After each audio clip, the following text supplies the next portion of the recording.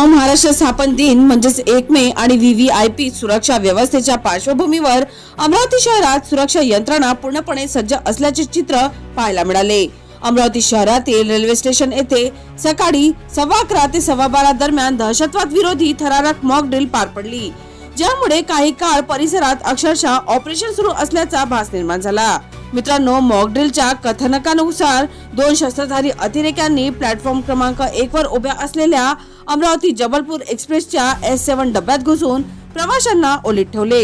ही माहिती मिळताच जलद प्रतिसाद पथक म्हणजेच QRT तत्काळ ऍक्शन मोड मध्ये आले। पोलीस उपनिरीक्षक अजय जाधव यांच्या नेतृत्वाखाली कमांडोनी अवघ्या काही मिनिटात अचूक रणनीती आखत डब्यावर धडक कार्यवाही केली।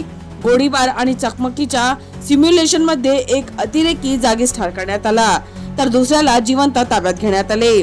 मित्रांनो, सर्वात महत्त्वाचे म्हणजे ओलीस ठेवलेल्या 2 प्रवाशांची कोणतीही हानी न होता सुखरूप सुटका करण्यात आली। या संपूर्ण ऑपरेशन मध्ये dog squad, ATV unit, city Kotwali police station, RCP पथक तसेच रेल्वे प्रशासन आणि RPF यांचा समन्वय पाहायला मिळाला। प्रत्येक यंत्रणेने आपली भूमिका अचूक बजावत ही मॉक ड्रिल यशस्वी केली।